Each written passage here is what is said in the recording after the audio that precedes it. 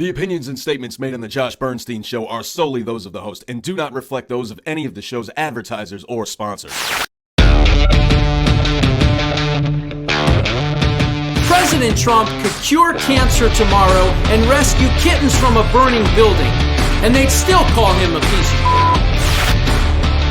I don't want to drain the swamp. What I want to do is I want to drown these swamp monsters in their own swamp water. And now, America's favorite bald badass, Josh Bernstein.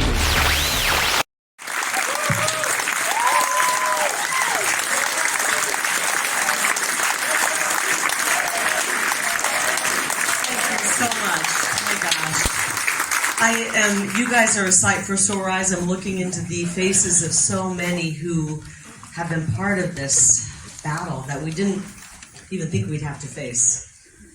And I just appreciate all of you being here. This film, I haven't seen it yet. I have no idea what we're going to see, but I have a feeling it's going to trigger a lot of those memories from, unfortunately, what they pulled on us on Election Day. And as we're seeing with what happened to President Trump yesterday, and what's happening to me now with the defamation suit by one of the really, how do I word this? Someone said evil. I think I'm safe to say that. I got to check with my lawyer before I speak now, which is ridiculous, and that's exactly what they want.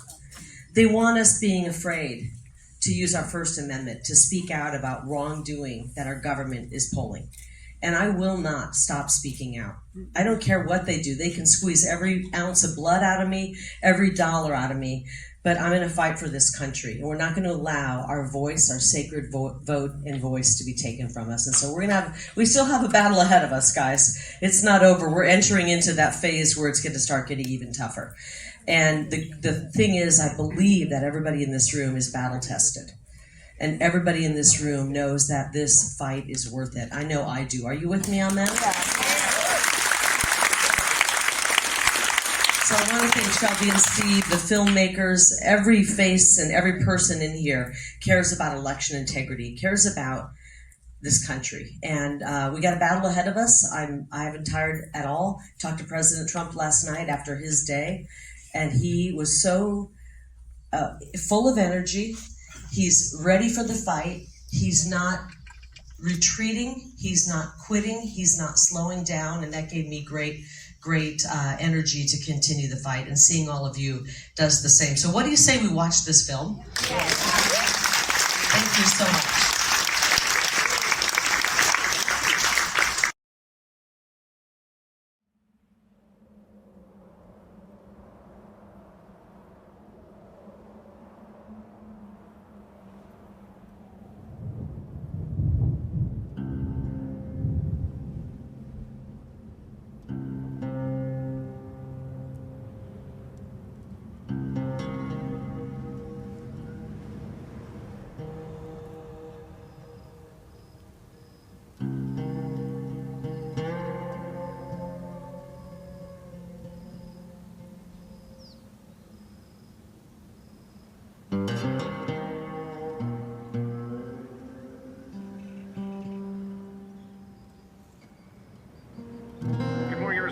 I hope you're ready for Election Day because it's going to be a hot one, and the weather looks to be on the warm side as well. Temperatures in the upper 70s. Already lining up at the polls in what looks like a record-breaking turnout for Arizona. La más disputada es la carrera por la gobernación entre Katie Hobbs y Kari Lake. Los ojos de la nación están puestos en Stay tuned to 550 KFYI later on tonight as we broadcast the results live after polls close. And for governor right now, the race is a dead heat. Both of those candidates are neck and neck. Katie Hobbs announced that she will not debate Kari Lake. Kari Lake is scared to sit down and have an in-depth conversation. She's the one who's afraid to take the debate stage. Why then not get on the debate stage and debate her? This is the second time this year Hobbs has avoided a direct debate involving a political opponent. Katie Hobbs' lead shrunk. The polls were close in 2020 and yet again here in 2022. We are, ready for whatever challenges might come following this election. Votes that are coming in are going our way. We are following breaking news in Phoenix, Arizona, the capital of Phoenix there in Maricopa County. seems to be having massive trouble. One of the tabulators is not working. Oh, nothing's working in the last half hour. So 25% of them are being misread. She tried to vote in Scottsdale and her ballot was rejected 20 times. We've got about 20% of the locations out there where there's an issue with the tabulator. We know that Hobbs has repeatedly said that Arizona's elections are safe and secure. It's going to go down here, number 3. Does that mean it'll take a little longer to count? 1 week after Election Day, and the governor's race is still undecided. There are still hundreds of thousands of ballots left to be counted. Still being counted. It usually does take this long. The difference is the races aren't always this close. For it to happen now in this way is kind of strange.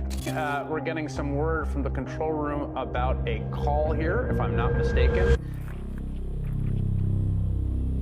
Democratic Secretary of State Katie Hobbs is, in fact, the winner.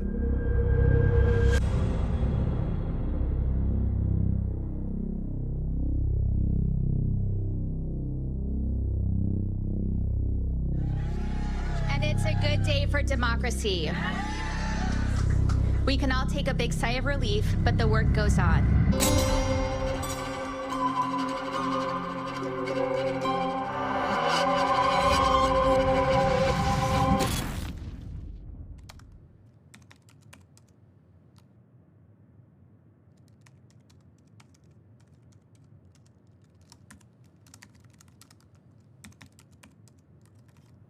People know something wrong is going on, and they don't quite know what or where or how they can fight it, but there is a feeling that something's not right.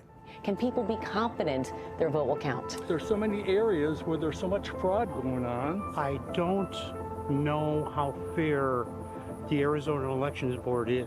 I already set up the way it's gonna go, so what more could my vote do? Elections are the people's elections. These are your votes. These are the people's votes. The very idea that citizens shouldn't know exactly what happens when they cast a ballot, that it shouldn't be transparent and open, that is an anathema to a free society. Perhaps the biggest yet for the midterm elections in Arizona. It was here where ballots in the last election were perhaps the most scrutinized of any state in 2020.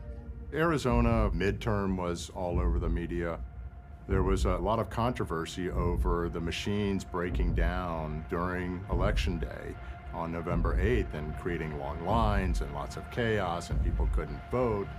And so I was kind of paying attention to it, but I was also working on other cases. Things started off pretty well. Yeah, right at 6 a.m. And then went downhill from there. So a few hiccups to start our election day here in Arizona, really the last thing we need. The lines were outside the building, wrapped around the building. I personally stood in line 3.5 hours. The point is, we come at 6 o'clock this morning, and my wife stayed, my son stayed, he was late to work. I had to go teach, so I went to school. She was here till 8:30 to get her vote cast. I come back after school, it's too busy. I take my granddaughters home. I come back, and now they're telling us that it won't print, and we have to go other places. Right now, yeah. There's got to be at least 100 people in line, at least. And they're telling you to go somewhere else. Correct. So no one's trying to deceive anybody. Of course not on election day. That would never happen, right? No, that would never happen. Any issues so far at any of the voting centers? We have one little tabulation thing that we're looking into at the Burton Bar Center, but nothing that's inhibiting people from casting their ballot and being part of this process. Multiple voter records found. Please raise your hand for assistance. There you go. Like, who is that? We've already had almost 44,000 people show up this morning, check in, and be available to vote. And things are going great out there. Nothing to see here. Please disperse. Nothing to see here, please.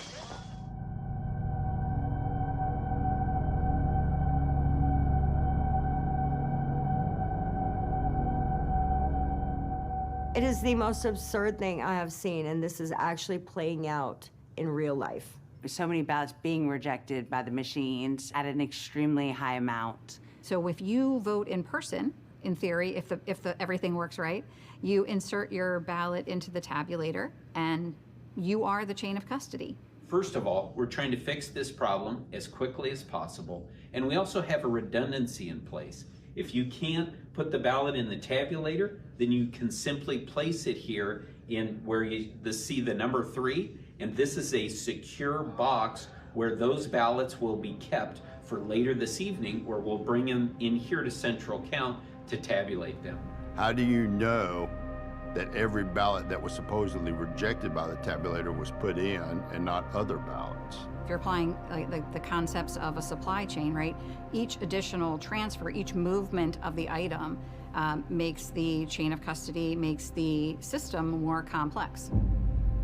The issues with the tabulators, sometimes the issues with the printers, causing people to wait in line for many, many hours. It's almost like they're trying to drive more and more people to voting by mail and away from showing up in person.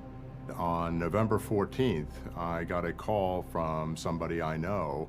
This person asked me to get on a conference call with a bunch of other attorneys and other people, including Kari, to give my thoughts on the viability of an election challenge.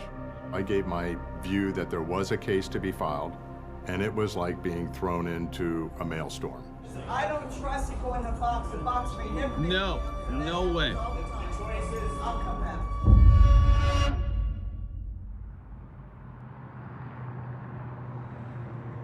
Election-denying Republican who lost her November race to become Arizona's governor is now challenging her election results in court. Republican Kari Lake has filed an election-related lawsuit. Judge allowing 2 of the 10 claims to proceed. His campaign manager called Lake's lawsuit a sham. We're talking to the tune of tens of thousands of votes. Witnesses on both sides of the debate will take this. There are literally thousands of voters, many of whom were complaining of problems. Is it working? If these machines are working, this is a big issue.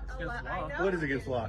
Photos and videos. No, I can have a video if this machine's not working. This is not okay. Like, this is wrong. And there were election workers. The one tabulator that was working was consistently rejecting ballots. One of the printers went down for about an hour. I was an election clerk for the midterm election. On election day, we had several voters come into our site reporting that they had already visited up to 3 separate voting locations where the printers and our machines were not working properly. Yeah. No, nothing's working in the last half hour, nothing. Thank you. In this maelstrom, you have to conduct an investigation, figure out what happened, do an analysis of what legal claims can be brought, and we put together a core team to start getting information, analyzing it, figuring out what's going on. We had a conference hall set up in a hotel right near the courthouse. We had volunteers and people from our organization. We had our paralegal, we had attorneys, and everybody was converged in this room. And it was, okay, we've got trial in 72 hours. We've got to get ready. So we were working pretty much around the clock. Put together one hell of a team, including Clay Parikh, Rich Barris over there, and a host of other people who put their heart and soul into this case. It was like all of a sudden we woke up, we had a new family, and this whole family was based around this court challenge. It was unique. Any camera that live streams, we capture. In a secure area around something that is so valuable as these ballots, there needs to be checks and balances that are happening right now.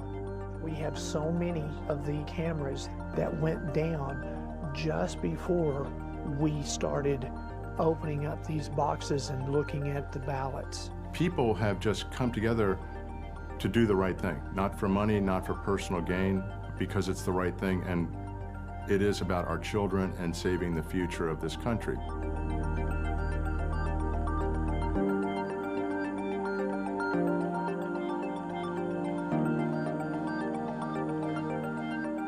We need these exhibits in order. Do we know who Exhibit L1 is attached to? I was working with Shelby Bush and her team of We the People Arizona Alliance, and she has this fantastic citizen volunteer organization. My co-founder and partner, Steve Robinson, and I started looking into the elections around 2015, 16, right around the time that the Democrats started screaming that there must have been cheating in the election because Trump won, and there's no way he could have won. You can run the best campaign, you can even become the nominee, and you can have the election stolen from you.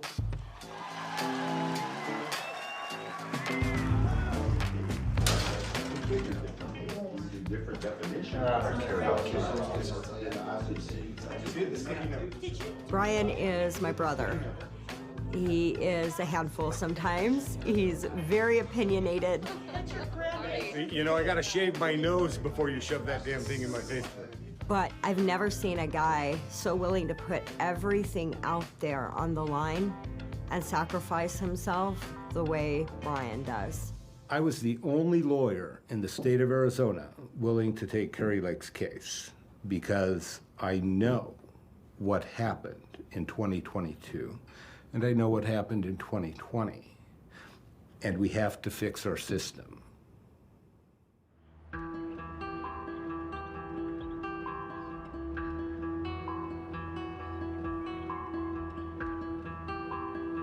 The system for elections is designed to compress and make it very difficult to develop evidence of fraud. And of course, they just say, well, there's no evidence of fraud. It's a baseless allegations of fraud. Baseless allegations. Baseless. Baseless claims. Baseless claims of voter fraud. Baseless claims. Baseless claims. Baseless claims of voter fraud. Baseless claims of election fraud. Baseless claims of election fraud. Baseless claims of fraud. That phrase, baseless allegations of fraud, was repeated regardless of the evidence that showed that there was actual illegal voting and fraud. About 30 days ago, I started very publicly discussing what the Supreme Court of Arizona and the State Bar of Arizona did in 2019. They went to each of the states and they convinced each of the states that the Russians were going to interfere in our elections pre-election and post-election. We're interested in finding how many Russians are planning to visit our shores. That there was indeed Russian interference In a U.S. presidential election. Communism was just Russian interference in U.S. elections. Russia's hacking of the election. He was put into office because It's very clear that Russia succeeded. Are you planning in the near future to visit our great country? Indubitably not.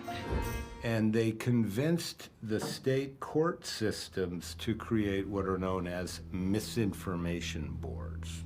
You have this taking place while lawyers are watching what's being done to doctors. I try really hard to give people the information and help them to think, not to tell them what to think. I think people who spread false information or undermine trust in vaccination at the present time are spreading misinformation that is dangerous, that costs lives, and I think their licenses should be revoked. They take your livelihood and your ability to benefit patients, which is what your oath is. But for those of you who prefer to obstruct, spread misinformation, and continue to pursue an extreme agenda out of touch with this state, take note of the results of this election. And if we look at some of these more well-known attorneys across this country, they don't want to lose their law license. They're possibly facing prison time just simply for saying, I think there might be a problem with our elections. Lake later tweeted she sued over the use of tabulators in my election, alleging they were prone to failure. The suit was dismissed for standing, she writes. On election day, 32% of the machines failed statewide. Yesterday, an Obama judge sanctioned my lawyers for bringing this suit at all. Lawyers are not supposed to file groundless lawsuits. When they do, the worst that usually happens is the case gets dismissed and the losing side has to pay court costs. Now, in rare instances, though, when a civil action is frivolous enough or filed in sufficiently bad faith or under false premises, the court can sanction the attorneys involved. Well, today, Sidney Powell, Lynn Wood, and other lawyers who sued to get election results thrown out in Michigan faced a federal judge. By most accounts, it did not go well for them. I believe it was an intentional effort to get attorneys to self-censor to avoid potential sanctions from a bar. And I think we have to say, Stand up. do you have an understanding of what a ballot is? Everything in the complaint ends at where you see the EPM. To me, the most important issue is the First Amendment issue, because I don't believe that it is fundamentally possible have free and fair elections when our local government officials have the power to censor our speech. It's always the First Amendment, from Wisconsin to Michigan to Pennsylvania to Georgia to Alabama. I've seen enough. And if one man can't do his honorable duty to the oath that he took as a judge, right, then what other force? I have a master's degree in cybersecurity, and I'm also a certified ethical hacker and a certified forensics hacking investigator. Clay worked for a voting systems testing lab, so he knows how election equipment works. He knows all about the ballots. He knows about the requirements and everything else. A voting system's value, it's irreplaceable because it makes the decisions on how your community's led and run as far as your government. And so it has to be protected. Our right to vote is the most precious right that we as a people have. And the reason for that is it determines whether we keep all of our other rights. Governor-elect Katie Hobbs asking a judge to throw out a lawsuit filed by Republican challenger Kari Lake last week in a 19-page motion to dismiss the suit. She and her lawyers say Lake's suit points to no evidence of Election Day fraud and fails to point out any actual misconduct.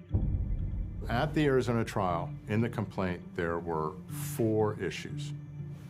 There was the tabulator rejections, there was chain of custody violations, signature verification where signatures did not match, and there was also First Amendment violations that we pled.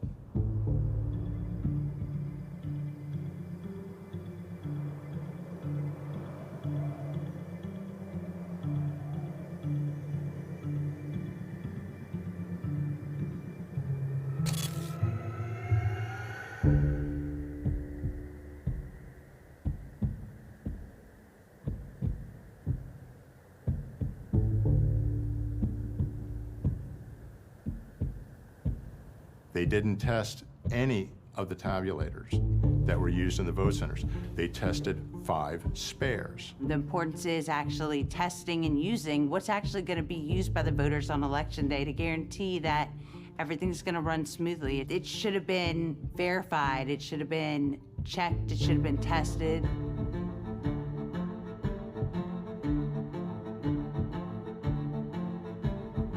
$260 of the 446 tabulators rejected ballots with the same error codes that arose on Election Day.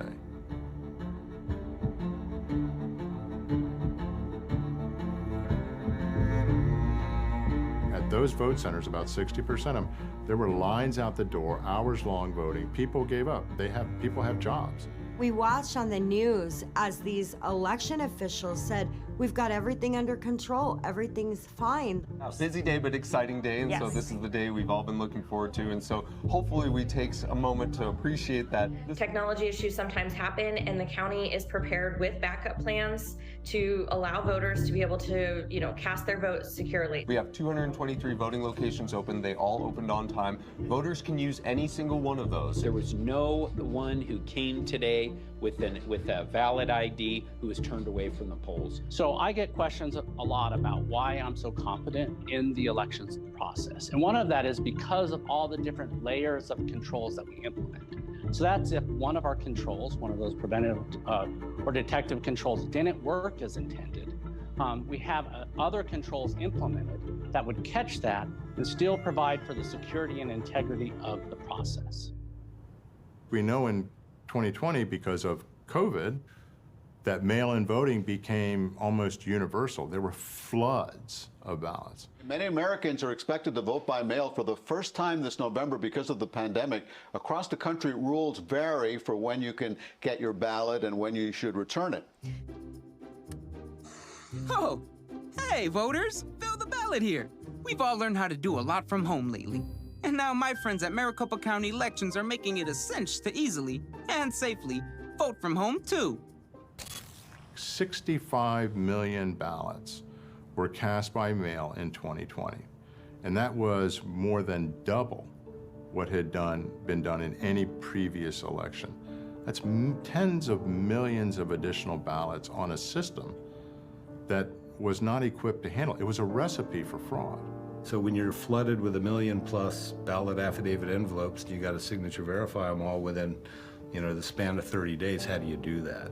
Fontes wanted to send mail-in ballots to all Democratic voters in the presidential preference election. The court ended up blocking him from doing it. I would encourage election officials to do everything that they can to help voters and to get as many American voices involved in our democracy as possible. Fontes was then the recorder, contracted with Runbeck to run the signatures through their signature verification process. Now at 5, claims of widespread voter fraud after the election were of course baseless, but they still created some uncertainty surrounding our ballots, especially mail-in ballots. So now to calm concerns, a local election technology company opened their doors today to show us the process firsthand. Here's Amy Cutler. Runbeck Election Services works with 9 different counties here in Arizona. That's 96% of all registered voters. The focus on printing and mailing ballots, and the process starts right here with these reams of paper. Jeff Ellington is the CEO and showed us around the massive facility. And to voters that don't have faith in the process and can question the work you do, what's your response? It's really listen to the people that know, right? Listen to the election officials. We're really satisfied with the partners that we have right now. They help us advance the ball. They help us provide more secure and stable elections for everyone. And at the end of the day, that's really what we're looking for. There was a whistleblower, an employee of Runbeck. She explained that the employees, almost as a perk of employment there, were allowed to bring their ballots in and insert them into the inbound scan. Under Arizona law, you have to return your ballot to a designated drop-off location. Runbeck is not one of those. We have a case against Runbeck. We've had 11 judges recuse themselves. You can pay a third party to go distribute the ballots. You can pay a third party to pick up the ballots. There's no chain of custody there. There's no verification. This seems to me an invitation to fraud and abuse. In most jurisdictions, when you pick up the mail ballots from a drop box, you take them to the county. That's where they're processed. That's where they're signature verified, and that's where they're tabulated. Maricopa County uses a third-party vendor for the inbound processing, which adds 4 additional transfers of the ballot, which of course makes the chain of custody much more complex. Each part of the system is engineered over time to make sure that it accomplishes its particular role, right? So everything from putting our ballots together originally to sorting out all of the legal questions, setting up polling places, making sure that our folks are well trained, ballot tabulation and security, all the way through to reporting. Every little piece has to be coordinated well. We work hard to make sure that those lines of communication are wide open. In Maricopa County, the life of a ballot starts at Runbeck, or the life of a mail-in ballot starts at Runbeck. They print the ballots, they print the envelopes, they assemble the packet, they mail these packets out. When a voter votes, they'll put it in the green envelope, they'll sign the outside, and that envelope goes to the post office. Maricopa County is supposed to take, according to statute, they're supposed to take custody of it at that point. The way that they take custody of it is they send an employee over to the post office to pick up those ballot envelopes, and they drive them over to Runbeck. So then Runbeck's next responsibility is that they scan those ballot envelopes. So they know exactly who voted based on the voter ID that they scanned from the envelope. And they now have a scan of the signature. Now the scan that they take of the signature is what they use in signature verification. We were commissioned by former Senate President Karen Fann to do an overall analysis of the 2020 election and the 2022 election and how that relates to signature verification. Some of the things we found were voter registrations that were put into the system that had no signature, or they had signatures that belonged to another voter. An example, you've got, Gary Smith. And Gary Smith has signed his name the same way for 15 years. Then a ballot affidavit envelope is voted in the 2020 election, and the signature looks nothing like Gary Smith, and it's accepted, and the ballot is counted. Then you fast forward to March of 2021, and now there's a new voter registration in the system that matches the ballot affidavit envelope, instead of any of the previous history. Asking which signature is used for signature verification, it's not just one from an early ballot request, as an example. Instead, know that we have multiple signature samples on file, including signatures from all the registration forms you submitted. If you're an early voter and we have not contacted you, then the signature we have on file is, or the signatures are sufficient to be able to make that determination.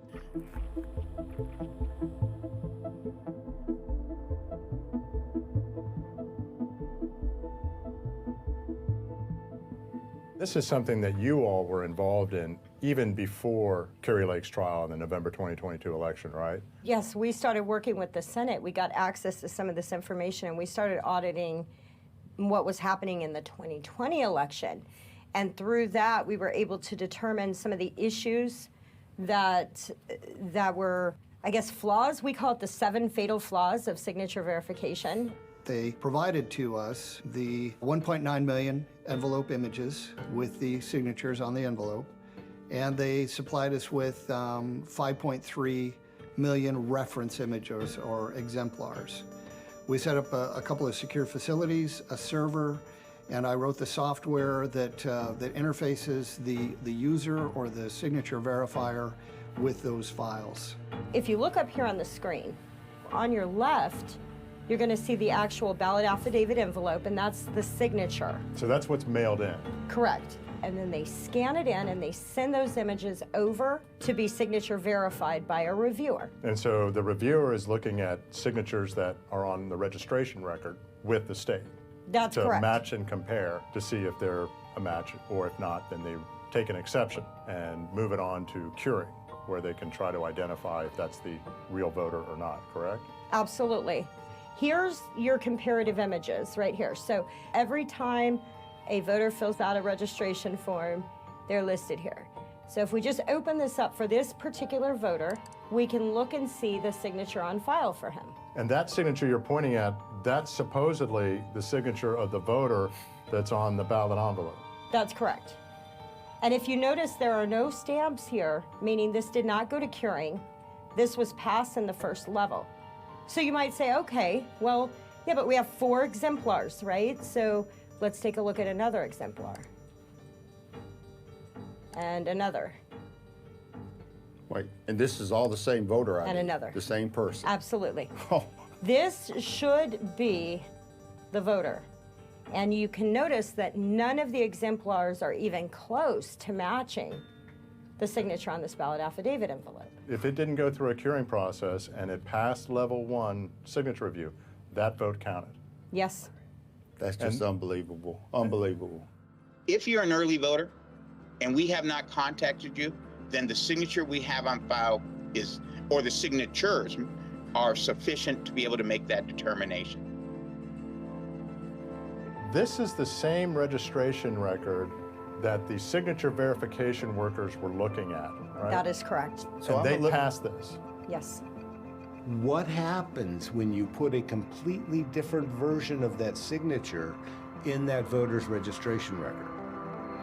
You change the identity of that voter because that signature is then used in future elections to verify that voter's identity.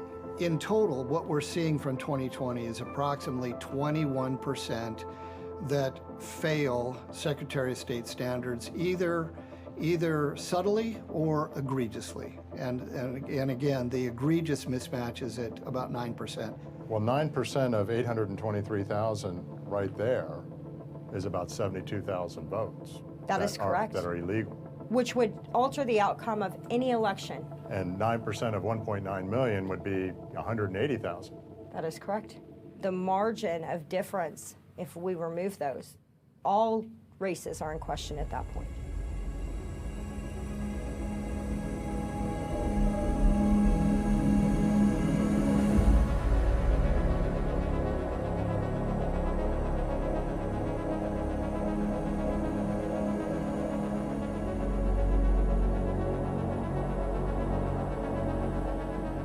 There's a lot of testing that goes in before an election. such things called logic and accuracy testing to make sure that the tabulators can read the ballots. And if there's a problem, full stop, they fix the problem, they retest, and then they move forward when it is functioning perfectly. The accuracy of these machines is tested before the election. It's done by Maricopa County. It's done by the Secretary of State's office. That's already occurred to make sure that there isn't any tampering. If those machines don't pass those tests, we can't use those machines. Maricopa certified logic and accuracy on October 11th. Equipment that will count almost 2 million Maricopa County ballots got a public run-through. It's a pre-election ritual called a logic and accuracy test. These machines have been tested through and through before Election Day. Yes, they have. These are the tabulators that folks are using today at our 223 vote centers across Maricopa County. And unfortunately, we've had some hiccups with some of these tabulators. Before the trial, we had sent out a number of public records requests. And one of those requests was for what are called the system log files for the tabulators. And those are the electronic log files that show every action by those tabulators. A system log file is exactly like a computer's diary.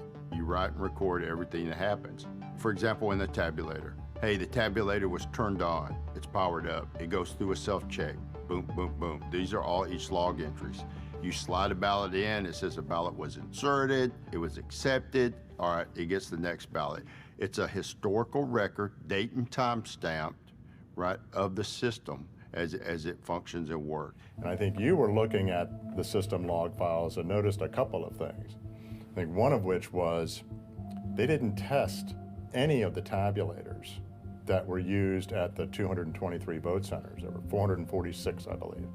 They tested 5 spares, right? Correct. We don't have a single date of October 11th in any of the slogs for every single tabulator on Election Day. So if it was used on October 11th, it would show the machine starting up and being initialized on the 11th. The system log file shows they didn't test any of the tabulators that day. The law, Arizona law, requires all deployable voting equipment for the county to be logic and accuracy tested. They didn't do that.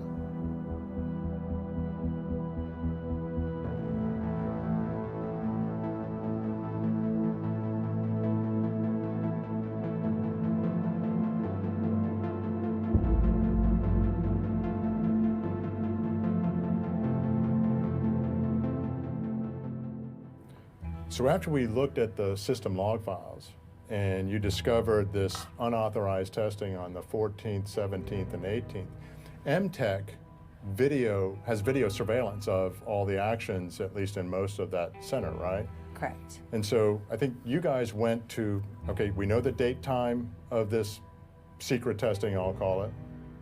Let's see if there's video. Exactly. We wanted to match the records to what was going on in the room.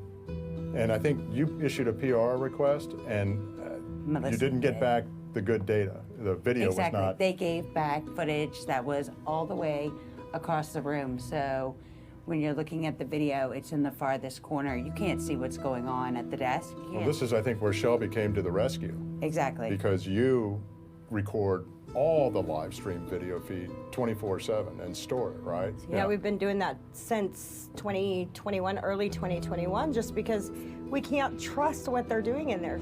And it's interesting because this came from Maricopa's camera feed.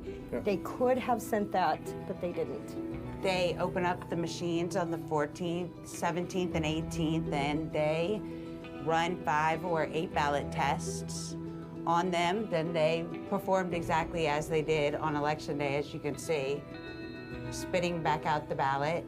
In multiple instances, we had tons of paper jams where they have to put their hand, you can even see all the other employees here all have their hand up underneath the tabulator to help pull the ballot out so that it wouldn't get stuck in the machine. Everything we witnessed on Election Day, we're witnessing right here in logic and accuracy testing. They had no tabulator S-log files from the 11th. So why did they not provide the 5 spares that were tested? So right now we're standing at 2 major issues with the LNA testing. And then you found on October 14th, 17th, and 18th that after certification that they cut the seals on those 446 tabulators. And this is from the 14th, 17th, and 18th, that time frame. He and the other employees are going to go through the tabulators and take the seals off, which is breaking the law, and going to remove the memory cards from the tabulators and take them back to the computer where they're going to reprogram each and every one of them. Yeah, this is the reprogramming of the memory cards that they remembered 7 months after the fact, and only after we caught them doing this unauthorized testing did they disclose that. When we looked through the files that y'all received, they didn't have any of the seals recorded after this happened. And this isn't a small matter. No. I mean, we're talking about these machines, how they're programmed to read the ballots. And I think that we have seen in the system log files, weren't there warnings that are showing up from the 14th, 17th, and 18th? Yes. I think it was warned was wrong MBS settings. What was that again? The machine behavioral settings, which is a major thing because that's how the hardware, the actual mechanics of the systems evaluates the ballot as it comes through. You mean how it reads the ballots? Yes. If there's an error there, you could have vote cast for one person go to another person. It's because the machine's just reading it as what it thinks it's supposed to be. And I think we looked at these log files after we saw that warning, and there wasn't any evidence in the log files that was fixed, was it? No, there's no evidence it was fixed. And they also have an issue with the database version being different. Files that get loaded on these compact flash, right? These memory sticks. And when they get loaded on, that's how the machine knows to run it for what election, where if the mark's here, this is who it's voted for, and that's how it records everything in the database. All those version numbers are supposed to match. If they don't, there's an issue. So how could it have been approved software if you get those errors? It didn't match. Yeah, it didn't match. Once that security seal's put on and LNA testing's been concluded, that seal stays on until the end of the election, unless there's some continuity of operation issue and you've got to recover from a tabulator going down or something like that. But then to remove the seals, not to put new seals on them, you just reprogram systems and you didn't even test them. The whole purpose of that security seal is to say, hey, I'm configured, I'm set properly, the seal's removed. How do you know how many times they've been accessed? The fact that there's no seal on it so that there's no Security, means of yeah. determining if somebody did access, some bad actor unknown to Maricopa could have, and Maricopa wouldn't know it because they were tracking it. Doesn't that mean that this logic and accuracy testing that they publicly announced, that they conducted on October 11th with all these observers, that really is just kabuki theater? Yes.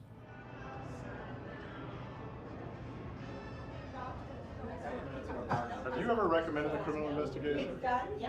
Hell yes. Okay.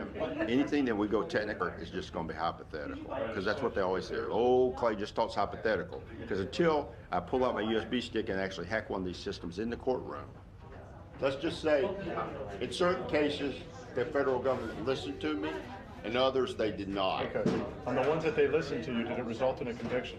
Yes.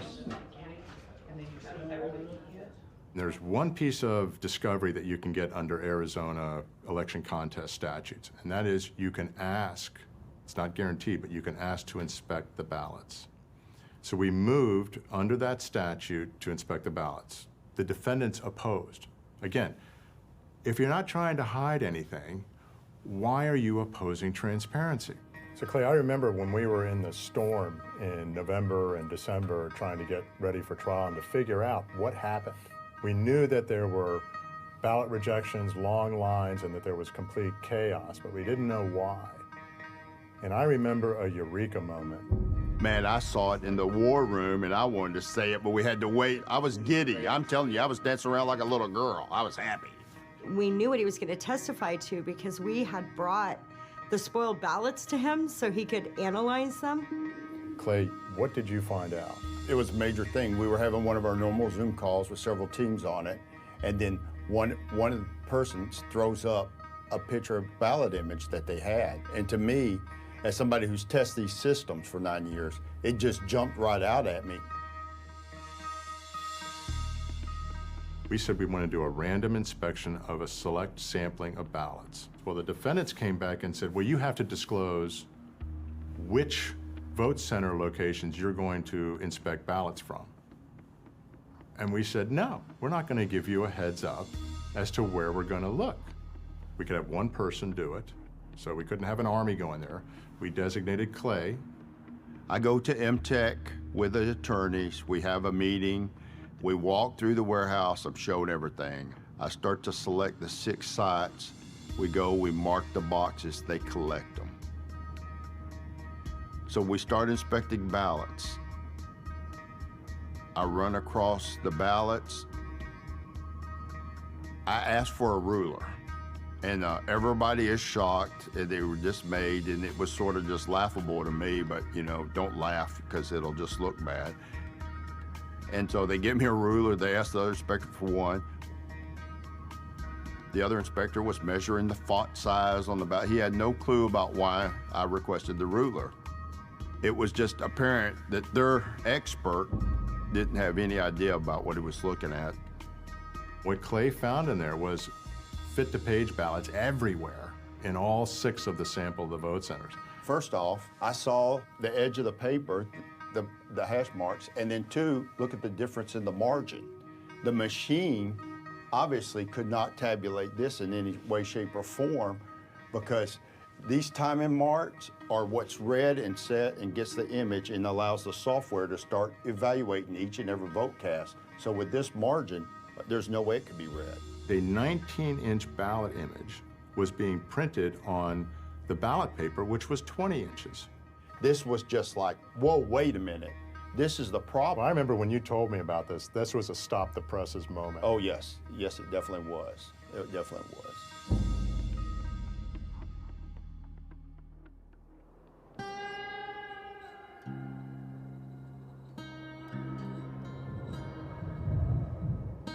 Team 12's Tricia Hendricks joining us live this morning from the Maricopa County Superior Court in Mesa, where all this is set to start at 9 a.m. Tricia.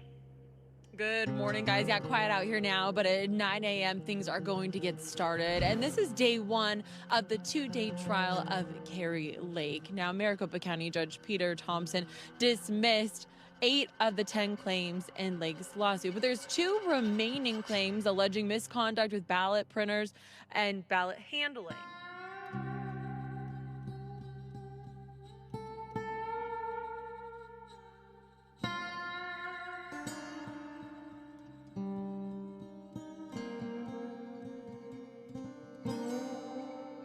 Right, this is CV 2022-095403. This is Lake versus Hobbs et al. I'll take appearances at the beginning of the day. And please, beginning with plaintiff. Sir, you'll make your way in front of my clerk. She will swear you in. Scott Jarrett, who was the co-director of elections, we called as a witness in our case in chief. And during that testimony, I started asking him about the issue of, could a 19-inch ballot image be put on 20-inch paper? What would happen if the ballot on demand printer printed out a 19-inch image on the 20-inch paper and ran it through the tabulator? We did not specifically test for that because in this specific election, because none of the ballots on our ballot on demand printers had a 19-inch ballot. They all had a 20-inch ballot. 4 times he denied that never could occur. Timing marks on the ballot matter, and it would need to be a 20-inch ballot to run through that tabulation equipment. But we did not specifically test a 19-inch ballot through the 2022 tabulation equipment because there were no 19-inch ballot images installed on our ballot on demand printers. I was a little bit surprised by his testimony. Because we knew what Clay Parikh was going to get up and say. And I actually had planned on having another Maricopa County witness testify after Scott Jarrett, but realizing he had committed himself, we did a change up in the order of witnesses, and I brought Clay up to testify, to bookend it directly in contrast to what Scott Jarrett had testified to. So, Mr. Parikh, it's your testimony upon inspection of these ballots that you determined that there was a 19-inch ballot image projected onto the 20-inch paper. Is that accurate? Yes, that is accurate. You heard Mr. Jarrett testify that there was no way that a 19-inch image was placed on 20-inch paper in the November 2022 general election, correct? Yes. And is there any way that a 19-inch ballot image placed on 20-inch paper in this election in Maricopa, whether it was tabulated by the vote center tabulator or the tabulators at MTech, that 19-inch ballot image would be accepted by the tabulator? There's no way a 19-inch image on 20-inch paper could be accepted by the tabulator. We were getting text messages and people were reaching out. They're like, oh my gosh, did that just really happen? Maricopa County MTech, that center, is under 24-hour video surveillance. We could see in the conference room where Maricopa's attorneys and Scott Jarrett were prepping the whole night as to what the next day's testimony would be. And so the next day they call Scott Jarrett up in their case. And he all of a sudden changes his testimony. Mr. Jarrett, do you recall your testimony yesterday? Yes, I do. And yesterday you testified that a 19-inch ballot image being imprinted on a 20-inch ballot did not happen in the 2022 general election. Did you recall that? Yes, I recall that there was not a 19 ballot definition in the 2022 general election. Yeah, but that wasn't my question, sir. I asked you specifically about a 19-inch ballot image being imprinted on a 20-inch piece of paper. So are you changing your testimony now with respect to that? No, I'm not. I don't know the exact measurements of a fit to paper printing. I know that it just creates a slightly smaller image of a 20-inch image on a 20-inch paper ballot. Slightly smaller image. How come you didn't mention that yesterday? I wasn't asked about that. Well, I was asking you, is 19 inches smaller than 20 inches? It is, isn't it? Sure. Yes. So when I said, asked you questions about a 19-inch ballot image being imprinted on a 20-inch piece of paper, and you denied that that happened in the 2022 general election, did you not think it would be relevant to say, hey, by the way, there was this fin-to-print image issue that we discovered? Your Honor, I object. The counsel is misstating Mr. Jarrett's testimony from yesterday. And then he said that they had done a root cause analysis, which is what you do to investigate a problem with an electronic machine, and that they'd known about this since the day after the election. When did you learn about this fit-to-print issue? When we started doing the audit reconciliation of those door 3 ballots, we identified some of those ballots had then a fit to paper issue. Now, mind you, he had just completely the day before said it could never have occurred. And when was that? I don't remember the exact dates, but a few days after Election Day. The unfortunate thing is no perjury charges, and the judge actually called him credible. Again, you're asking me to speculate about things that I have no knowledge of occurring. So I don't know if it could have been a deliberate act or not. I don't believe that that occurred. None of the ballots on our ballot on demand printers had a 19-inch ballot. They all had a 20-inch ballot. We identified some of those ballots had then a fit to paper issue.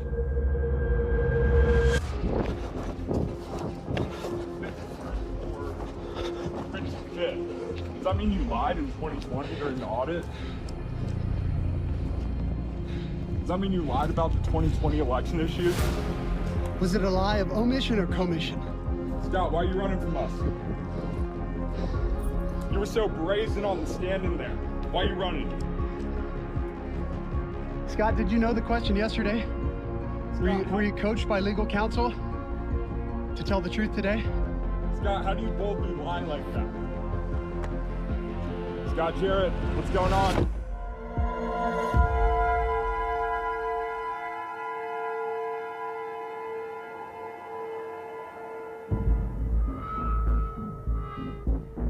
So this misconfigured ballot that you immediately recognized, that would be one of the causes of why the tabulators were rejecting ballots on election day. This is a major cost. This would have made door 3, this is where you have to put it. And the sad thing is once it's in door 3, if it goes back to Central, it's still not being tabulated. No tabulator, whether it's at Central or at a vote center, can tabulate that ballot. Hence, they throw it into door 3.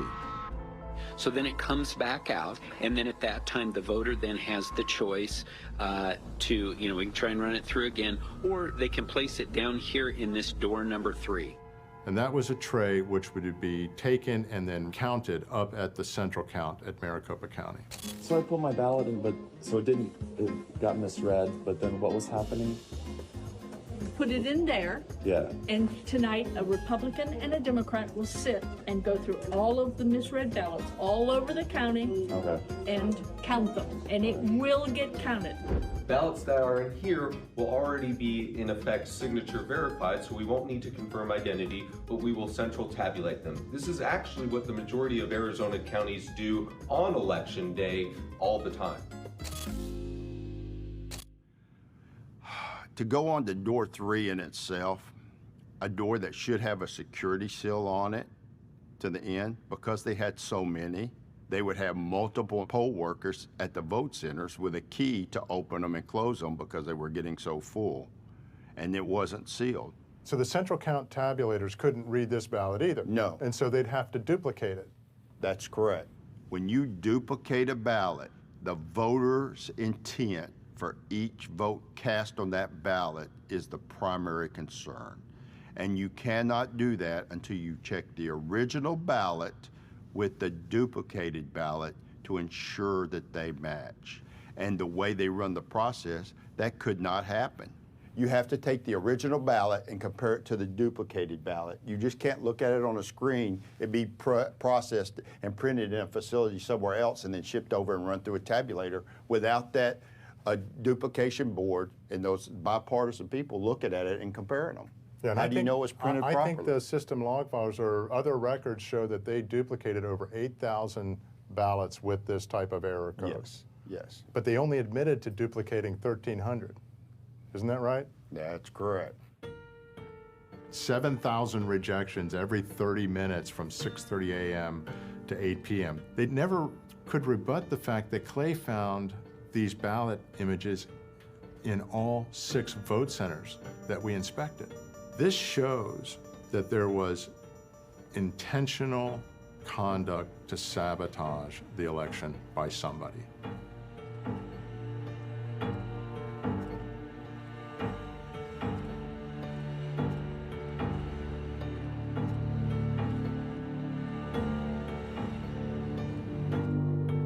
Chain of custody is one of the most important methods to provide any security for a mail-in ballot.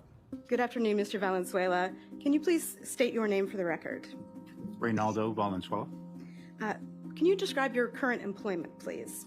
I am the co-elections director of Maricopa County Elections Department, overseeing early voting and election services. Ray Valenzuela testified that Maricopa County did not follow the procedures as specified in the EPM on Election Day because they had said they had a different process for Election Day. We do, part of our audit review is we do count the drop box ballot packets because they are outside of the purview, whereas a federal post office, they don't leave chain of custody from the federal post office once we pick them up, but the ballot boxes, we do make that count. On Election Day? On Election Day, no. Because we're not doing Dropbox courier process at that time. It's a different process for Election Day. There's no other process for Election Day spelled out in the law, and Maricopa County Elections Department doesn't have the authority to change the law. So it shows, does it not, that you are turning over ballots to Runback, correct? We're turning packets over. Packets. You have no idea exactly how many you're turning over, correct? We have an estimate, but we don't. We rely on that count, that certified vendor to do that. A lot of things are occurring in Runback election. It is an off-site private contractor. They have provided little to no transparency to us. This is the area where they can flood thousands upon thousands of ballots into the system with no chain of custody. And the county does not run or operate Runback? It is a certified vendor that we have contract with. Runback Election Services is a private company that proclaimed to not be subject to public records requests. They gave Runback the authority to count their ballots when they have no legal authority to do so.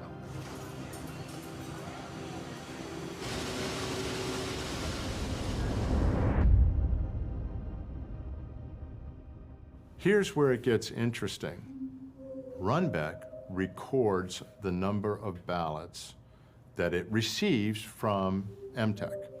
They did a tray count, and based on the standard 350 ballots per tray, they estimated that for ballots that were received on Election Day, those forms, if you add up those forms, about 263,000. Runback then scans those envelopes, which include the ballot, for the signature, and they count them. And they fill out a chain of custody form there. That total was 298,000. It was around a 35,000 ballot difference. Now here's what Secretary Hobbs' attorneys said about these two forms, that Maricopa would know if any ballot was inserted or rejected into the election. We simply took those forms and added them up. You can look at Stephen Richards' email to the Board of Supervisors. He said, this is after the election, 1 or 2 days after the election. I can't reconcile. No, we added them up. They're not counted at the individual voting locations. They are counted when they get back to MCTEC, and then they are recounted at Runback. All I want to know is, does anybody know when those ballots leave the polling centers, the voting centers, how many are in the bins?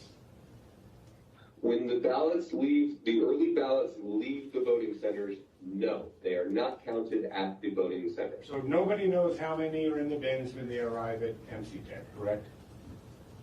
Correct.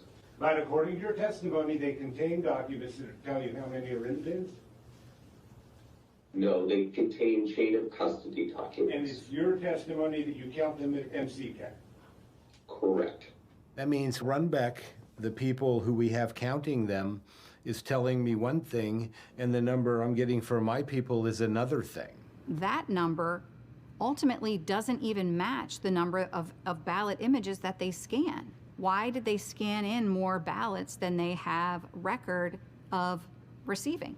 Maricopa County had absolutely no idea how many ballots they gave to a corporation, a private, for-profit company that doesn't have our best interests at heart. Mr. Valenzuela, you had absolutely no idea that Runback employees were allowed to inject ballots into the system, isn't that correct? I did not. You had no idea.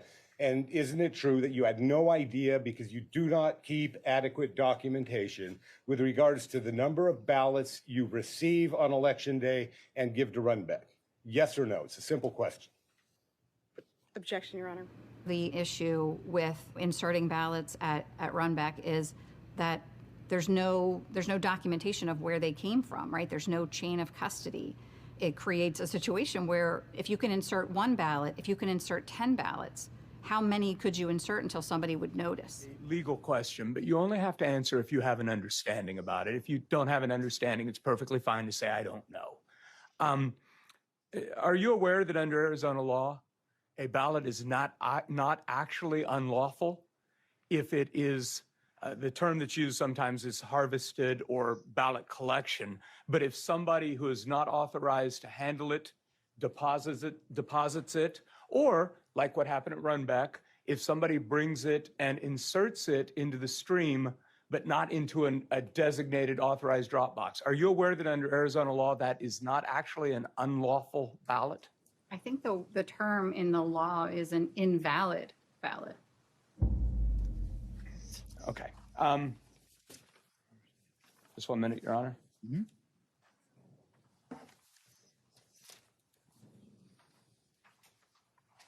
No more questions. Thank you very much, Ms. Honey. Who's putting these ballots in, or who's removing ballots and then putting other ballots in? If you have no control over this process, how can you trust it?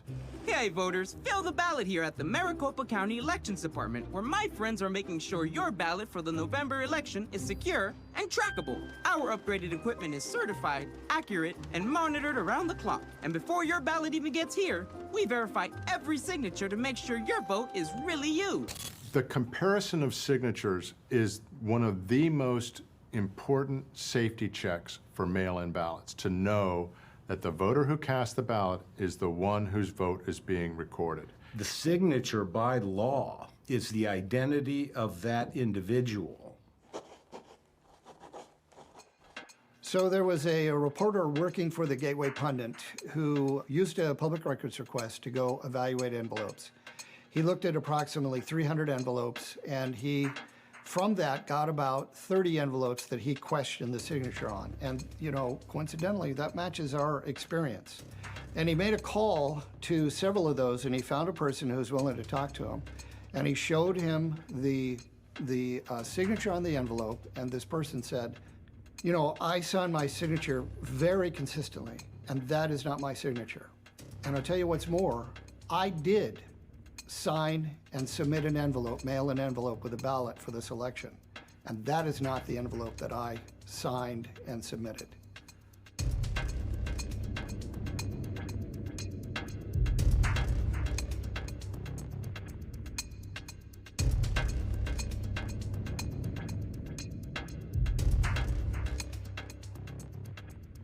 Signature verification workers are under live stream camera in a room. People can see what they're doing. When we look at the records that the county put out about how many people they hired to do signature verification, and we looked at the video footage, there's a room here that has 12 people, and there's a room here that has 23 people, and their full-time signature verification staff was less than 50 people. And the 2022 election, they supposedly verified signatures on 1.3 million ballot affidavit envelopes. The math doesn't add up. There were about 48 workers performing signature review that people could log on to the Maricopa County website and say, oh yeah, they're doing their job. And here's all the training materials that they get before they conduct signature verification. What Maricopa doesn't tell you is that for the 2022 election, for example, there were over 90 other workers who were doing it without any cameras, doing it in their office, could even be doing it at their home. We don't even know who these other signature verification workers were. Why would you go to the length of creating this facade of transparency and public disclosure with 48 signature verification workers under camera and everybody can see, yet behind the scenes you have more than 90 who are doing it at their desk or at their home? Again, they created a facade. The question is why? A lot of these ballot affidavit envelopes have such egregious mismatches that are approved by these, we call them ringers, individuals who they instruct or whatever happens to just hit enter and approve the signatures. We had whistleblowers who worked in the signature verification department at Maricopa who testified that anywhere from 15 to 40% of the signatures did not match, yet they were being passed through. From law firms I used to work for, they know every damn thing I do on my computer. And so there's got to be data that shows how long it's taking these people to approve these signatures, right?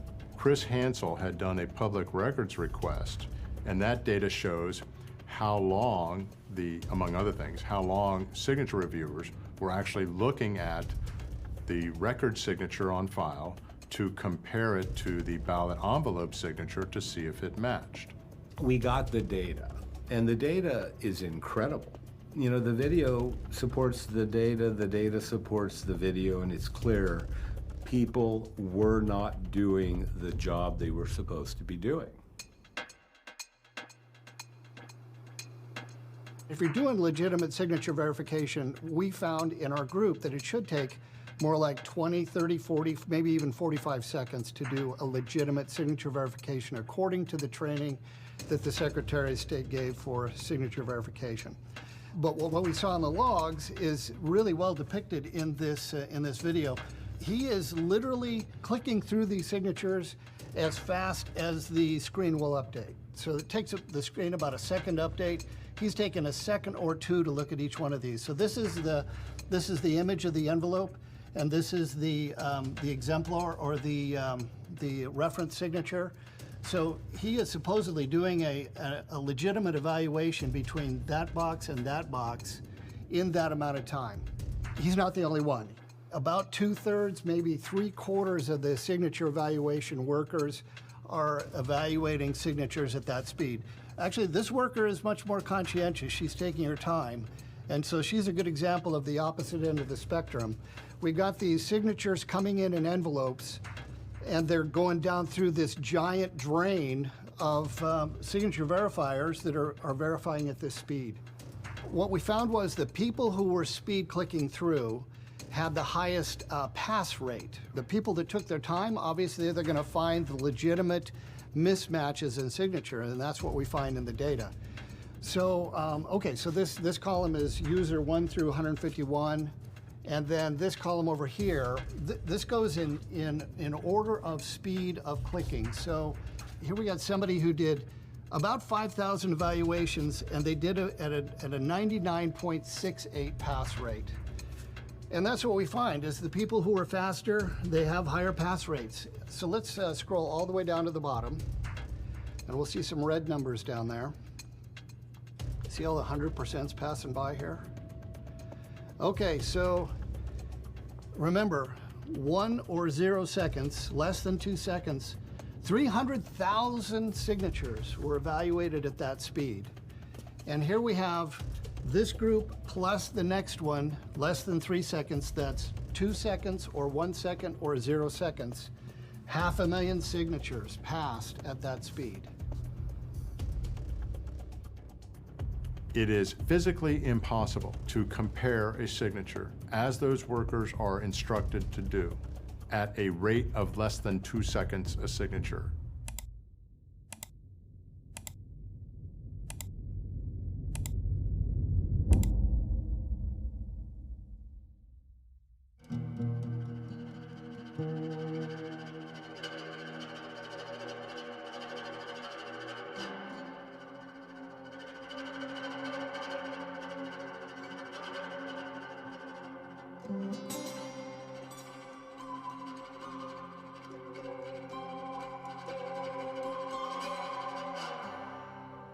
Maricopa County commissioned the McGregor report.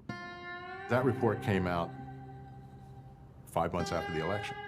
And it came out not by us. This was an observation of somebody Maricopa selected when they observed 4 of the 10 printers all of a sudden randomly starting to print fit-to-page ballots that none of the technical experts could explain how or why occurred. That's either malware or remote access. For those who don't understand printers, we're talking about 2 different manufacturers. What is the probability and the chance that those 2 systems have the same random issue? If you understand anything about technology or manufacturing, that is just, it's almost impossible. The fact that that investigative team did not follow up and get to the bottom of why that random printing of fit-to-page ballots occurred is, the elephant in the room.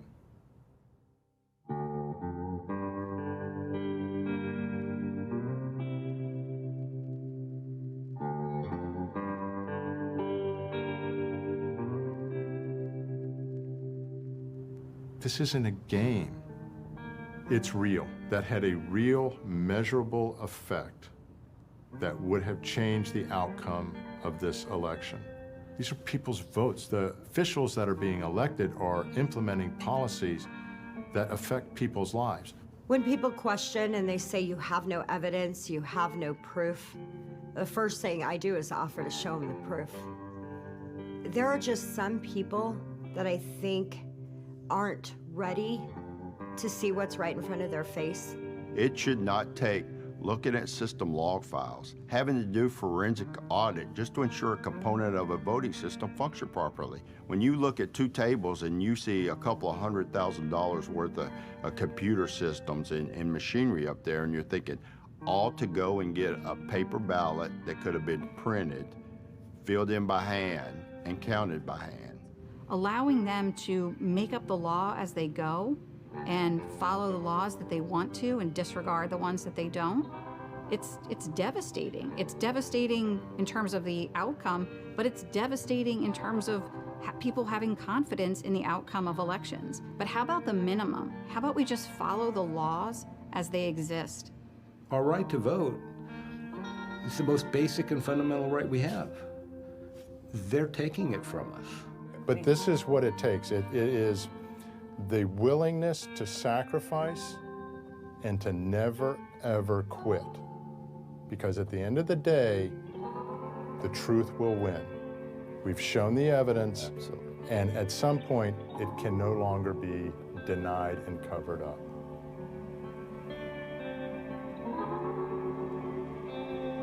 How much election fraud do you think is real? Here we go, Joe. You want to go to election fraud? Yeah.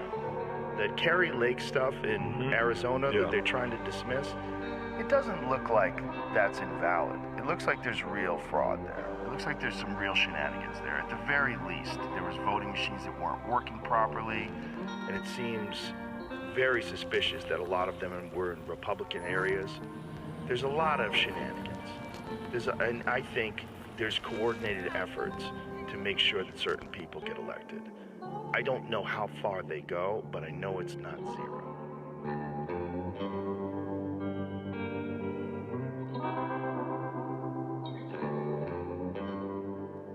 I think people in the past believed their responsibility to themselves and to their country ended with simply casting a vote. And once that was accomplished, then they could go back and accept the results. That's no longer the case in our country. Your responsibility and your duty goes beyond simply casting a vote. It is to actually get involved. It is, whether it's public records requests, it's to ask questions of your representatives, to demand transparency in elections. I said, what the hell have I got to lose? Right? My dignity. I may lose my law license, but I will have my fucking dignity. I do plan on bringing in brand new actions. And so as long as I can take a breath, I will never quit on this. And it may not come quick. And that is frustrating and it's difficult because we're up against a machine that is bound and determined to suppress the truth, but it can't be done forever.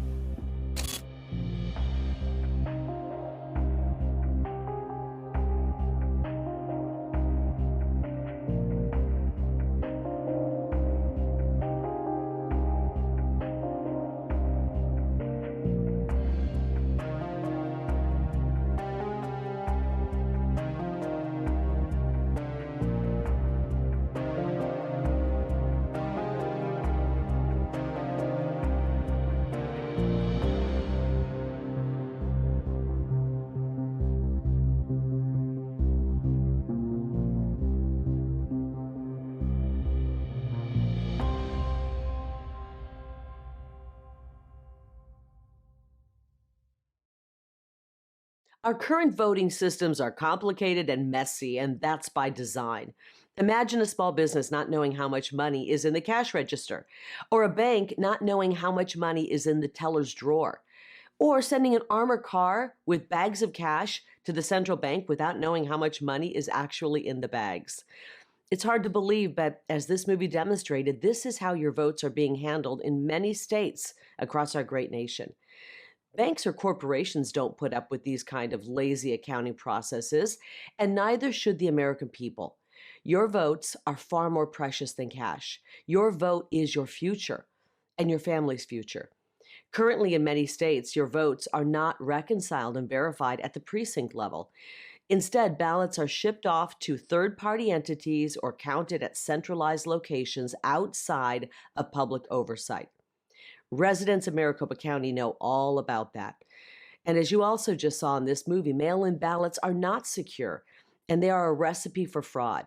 We must return to mail-in voting being the exception and not the rule. Election day voting in small precincts with hand counting at the precinct level guarantees the most accurate accounting and transparency in our elections. We as Americans must demand this. Precinct level hand counting is how most of the country voted before the year 2000. For hundreds of years, this system worked. Even France does it this way now because it's the most secure. Our current system, where we vote for a month and count ballots for days or weeks in back rooms, invites fraud and distrust.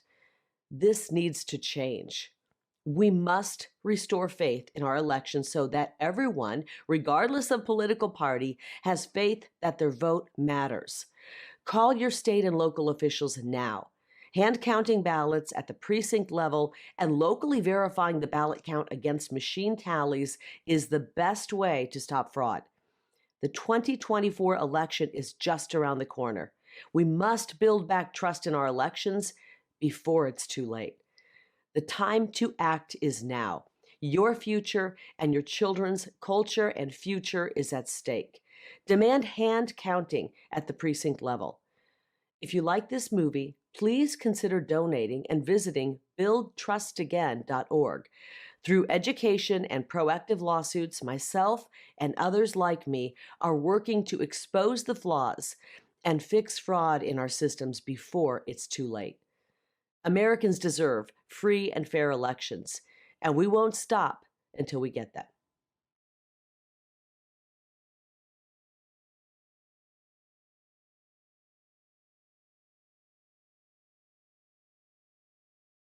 Josh Bernstein from jvushow.com. Kari, you were on my show. I appreciate you being on. My question is this. We know what has happened in the past. We've seen the fraud. What are we going to do that's going to now counter that fraud? And one of the things that I was hoping to get out of the movie was saying, okay, here's what happened. Here's how they did what they did. But now this is what we're going to do in order to facilitate making sure it never happens again. Again, I didn't see much of that. And obviously, I know President Trump has talked about ballot harvesting, which again is legal in 49 out of 50 states, just not in Alabama. And of course, you have to do it within the confines of each state's rules and laws, and I understand that. But we need guerrilla warfare here.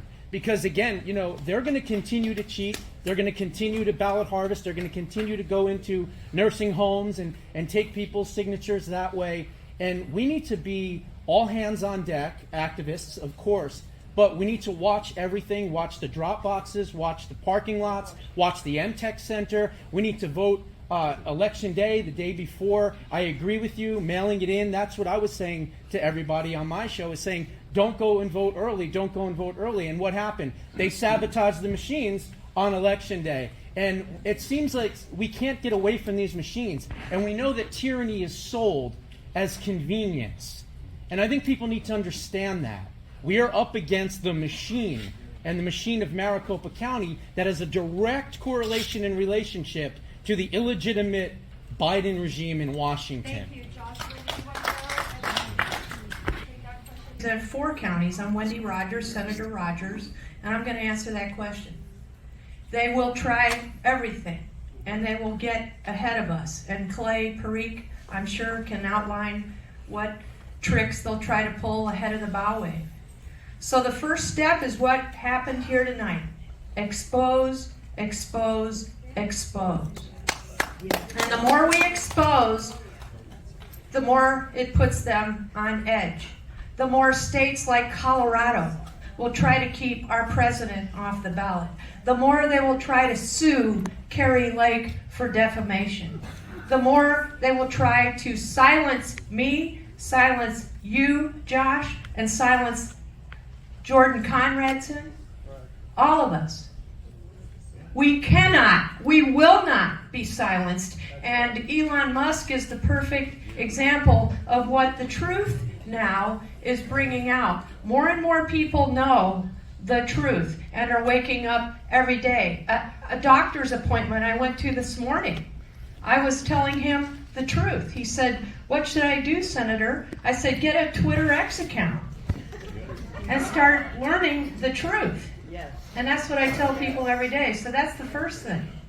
The second thing you're going to say, and this happens to me every day, "Rogers, how do I plug in?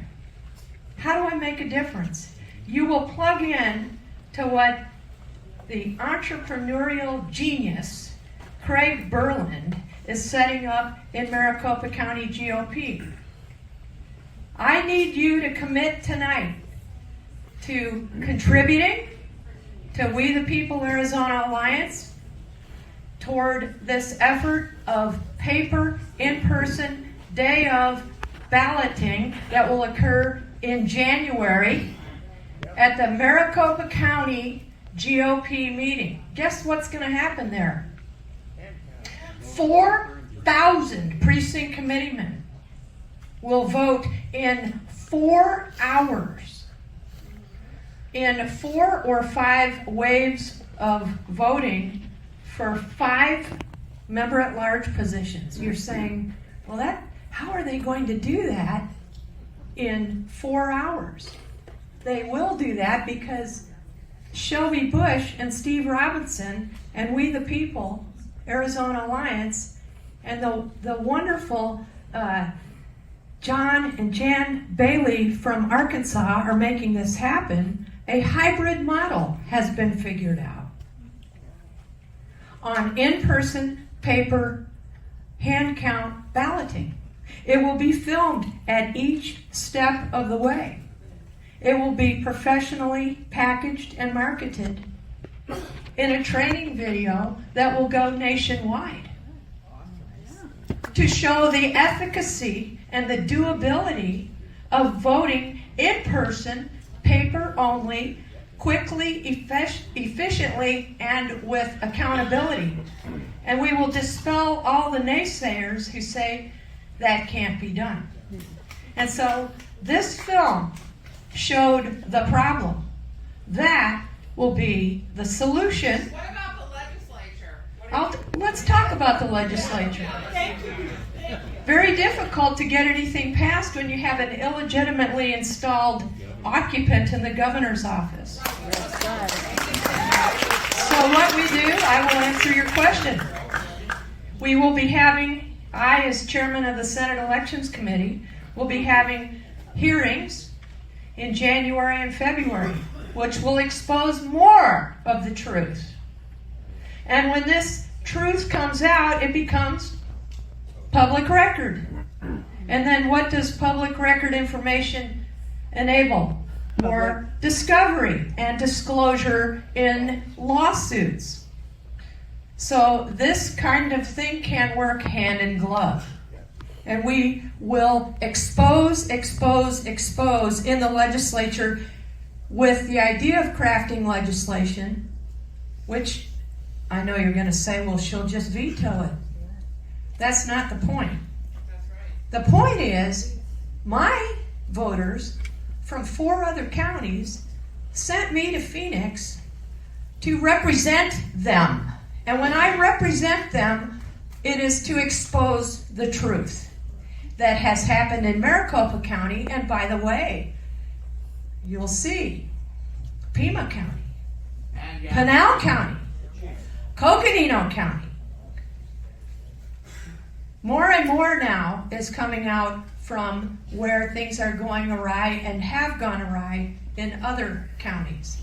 So in that vein, I represent all of Arizona in terms of exposing and making sure that we get the word out to the rest of the country. Everybody's looking to Arizona. And I'll end with one thing. And Kari and I talked about this late one night. If you live at a home where one person votes and you get 7 ballots, don't turn them back in. Hang on to them until after the election is over. Because if you And you need to tell all your friends and family that, because if you send those extra ballots back to the post office, who's going to fill them out? We're so honest. We're so altruistic, and the left takes advantage of that. Takes advantage of our honesty, our trustworthiness. This is combat. This is 2024 coming up. Exactly. 2,500 people crossed the Delaware with Washington that night and saved our country. It is up to those few of us who understand what's at stake to save our country again. And things that we can't even imagine. If you look geopolitically around the world, things you can't even imagine are probably going to happen this coming year. There is a lot of worry that we won't even have a 2024 election. We have to stay vigilant, careful, and above all, communicative with each other and keep our trust and faith in this country and in God. Merry Christmas. Thank you, Wendy. Rock and roll.